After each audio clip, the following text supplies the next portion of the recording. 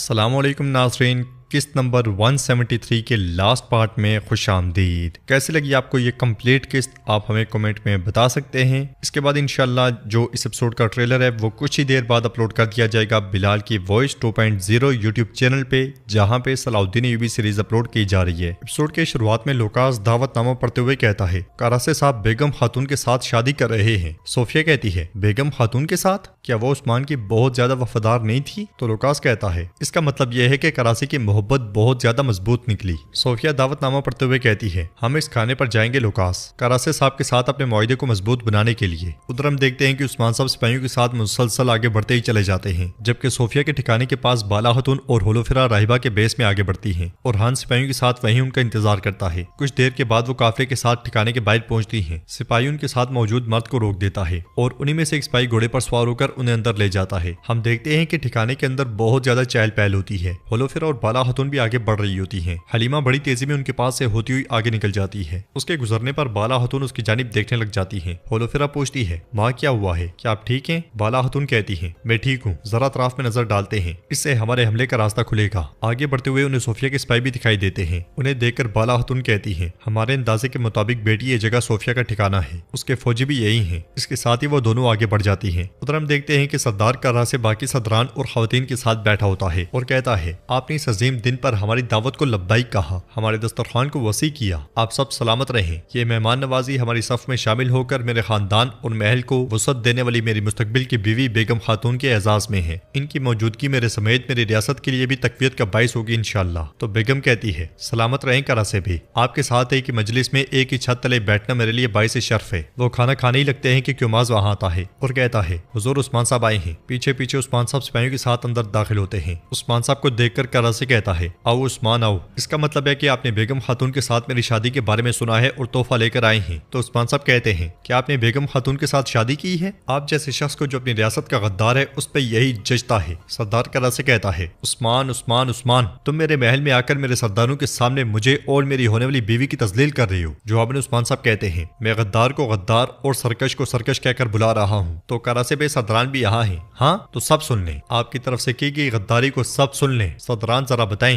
ये गाफिल जिसे आप रियासती शख्स और रहनुमा समझ रहे हैं, इसने सिपाहियों को खत्म करने वाली तलवारों की खेप को कुफार को बेचा है। यह सुनकर एक सरदार कहता है, जो आप कह रहे हैं ऐसा हो ही नहीं सकता। उस्मान साहब कहते हैं, ये हुआ है, जिस गाफिल के पीछे आप चल रहे हैं उसके लिए बर्बादी हो। करासे गुस्से से कहता है, उस्मान बहुत हुआ। तो उस्मान साहब कहते हैं, नहीं नहीं करासे साहब, जरा रुकें तो। बुरान ये संदूक करासे साहब के पास ले जाओ। बुरान संदूक सामने रखने लगता है तो उस्मान साहब कहते हैं, नहीं नहीं आगे नहीं, बिल्कुल पास रखो। यह सुनकर बुरान उसके बिल्कुल पास संदूक रख देता है। करासी जैसे ही संदूक खोलता है तो उसमें गेंजर का सर पड़ा होता है। ये देखकर सरदार करा से कहता है, ये कैसी बदतमीजी है उस्मान? तो उस्मान साहब कहते हैं, ये है आंख के बदले आंख और दांत के बदले दांत। तुमने हमारे दरमियान गद्दार को शामिल किया, अब ये ले लो उसका सर। हुक्म मेरा है, तुम गद्दार हो और जो तुम्हारे साथ हैं उनसे मैं जंग के मैदान में मिलूंगा। करा से खड़े होकर कहता है, क्या तुमने सोचा कि इस तरह यहाँ आकर जिंदा निकल सकते हो? ये कहते साथ ही सरदार करा से खंजर उस्मान साहब की जानिब फेंक देता है। उस्मान साहब तो उसके वार से बच जाते हैं, मगर उनका फेंका हुआ खंजर सरदार करा से के सीने में जा लगता है। वो क्योमास की बाजू में गिरते हुए कहता है, इनमें से किसी को जिंदा मत छोड़ना। मगर उसके सिपाहियों को उस्मान साहब के साथ ही जकड़ लेते हैं। बेगम खातून उस्मान साहब के मंसूबे के मुताबिक तलवार लेकर आगे बढ़ती है। उसे देखकर उस्मान साहब कहते हैं, तो तुम तलवार निकाल रही हो? हाँ आओ और देखो। बेगम कहती है, अब तुम्हारा किया दर्रा बढ़ गया है उस्मान। ये कहते साथ ही वो उस्मान साहब पर हमला करती है, मगर उस्मान साहब एकदम से तलवार लेकर उसके गर्दन पर तान लेते हैं। यह मंजर देखकर सरदार करा से सिपाहियों से कहता है, रुको रुको रुको। उस्मान साहब कहते हैं, हम जिस तरह यहाँ दाखिल हुए हैं वैसे ही बाहर निकलेंगे। ये कहते साथ ही उस्मान साहब बेगम को बंदी बनाकर पीछे हटना शुरू हो जाते हैं। क्योमाज और सिपाही पीछे पीछे जाते हैं। सामने दो सिपाही आते हैं तो उस्मान साहब क्योमाज से कहते हैं, इनसे कहो कि रास्ता छोड़ दें। क्योमाज के कहने पर वो हट जाते हैं। आगे बढ़ते हुए उस्मान साहब बेगम से कहते हैं, मेरा इशारा मिलते साथ ही भागोगी, इससे करासी का तुम पर एतमाद बढ़ेगा। मजीद सिपाही सामने आते हैं तो क्योमाज उनसे कहता है, अपने हथियार नीचे करो, इन्हें जाने दो। उस्मान साहब का इशारा मिलते साथ ही बेगम खुद को छुड़वा लेती है और उसका हाथ जख्मी हो जाता है। वो कहती है, जो कुछ आपने किया इसकी कीमत आप अदा करेंगे उस्मान साहब। लेकिन क्योमाज अभी नहीं, करासी साहब जख्मी है, चलो उनके पास चलते हैं। ये कहते साथ ही बेगम खातून क्योमाज को लेकर चली जाती है। उधर हम देखते हैं कि बाला खातून और होलोफिरा वापस लौट आती हैं वो सीधी उरहान के पास आती है। बाला हतून उरहान से कहती है हमें सोफिया का ठिकाना मिल गया है, उसके सिपाही अंदर हैं, उनकी तादाद हद से ज्यादा है। उरहान कहता है जरा मेरे सरदार आ जाएं, इन सबको तहस नहस कर देंगे इंशाल्लाह। बाला हतून कहती है आप इंतजार करते हैं, हमें उनकी नजर में नहीं आना चाहिए। जंगल से लोकास और सोफिया सरदार कराची की जानिब जा रहे होते हैं कि इसी लम्हे उनके पास अरिस्तो आता है और कहता है मोहतरमा तरबियत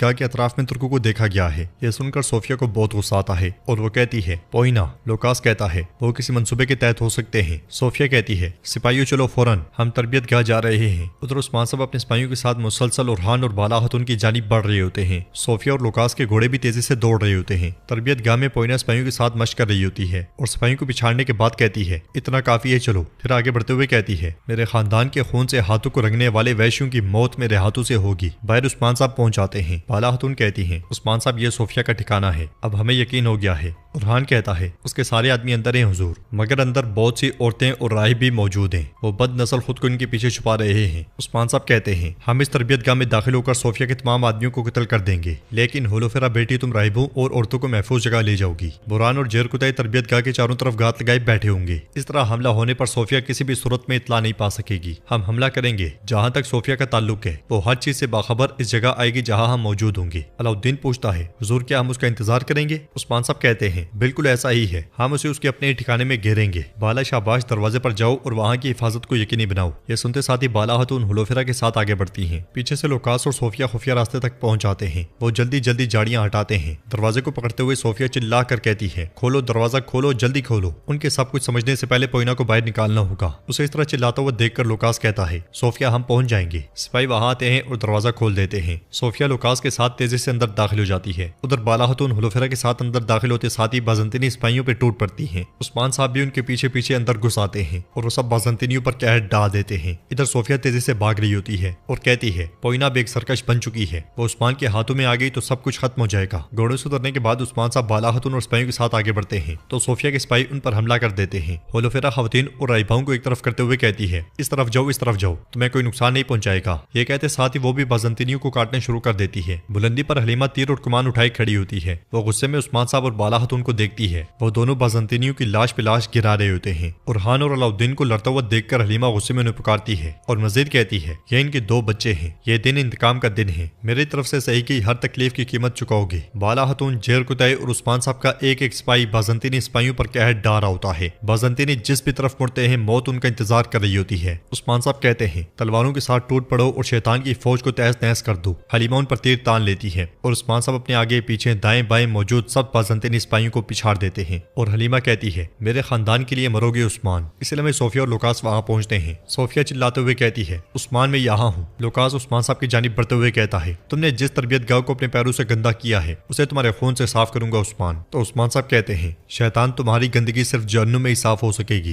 ये सुनते साथ ही लोकास उन पे हमला कर देता है। बाला हतून सोफिया से कहती है तुमने जो कहा मुझे दरियाफ्त करने दो। तो सोफिया कहती है यानी कि तुम बोली नहीं हो, मैं तुम्हें एक बार नहीं बल्कि 1000 बार मारूंगी बाला। बाला हतून कहती है तो अब बोलो वरना तुम मर जाओगी। उन दोनों के दरमियान भी लड़ाई शुरू हो जाती है। उस्मान साहब लोकास को थप्पड़ मारकर पीछे धकेल देते हैं तो लोकास कहता है तुम मुर्दा हो, तुम मुर्दा आदमी हो उस्मान। जवाबन उस्मान साहब कहते हैं तुम्हारे पास भागने के लिए कोई जगह नहीं बची। ये कहते साथ ही उस्मान साहब लोकास की तलवार गिराकर उसकी टांग जख्मी कर देते हैं। हलीमा कभी तीर उस्मान साहब की जानिब तानती है और कभी बाला हतून की तरफ, मगर जब लोकास को मुश्किल में देखती है तो तीर उस्मान साहब की तरफ छोड़ देती है। तीर उस्मान साहब के कंधे के करीब पेवस्त हो जाता है। यह देखकर बाला हतून, उरहान और बाकी सब भी उस्मान साहब को पुकारते हैं। हलीमा कहती है मरो कमीने मरो। तो नाज़रीन इसके साथ ये एपिसोड भी इख्तिताम पजीर होती है। जो दिलचस्पी इस सीरीज में दिन ब दिन खत्म होती जा रही थी वो अब दोबारा से पैदा होती जा रही है, क्योंकि अब इस सीरीज में बहुत सी दिलचस्प चीजें हो रही हैं और हर एपिसोड पिछले एपिसोड से अब बेहतर ही आ रही है, जो कि पहले नहीं आ रही थी। अब ऐसा लगता है कि जैसे कहानी आगे बढ़ रही है। आप इसके मुतालिक क्या राय रखते हैं हमें कमेंट में बता सकते हैं। वीडियो पसंद आई है तो वीडियो को लाइक कर दें, शेयर नहीं किया हुआ तो शेयर करें, सब्सक्राइब नहीं किया हुआ तो सब्सक्राइब करें, बेल आइकन नहीं दबाया हुआ तो बेल आइकन दबाएं। इंशाल्लाह मिलते हैं नेक्स्ट वीडियो में। अल्लाह हाफिज।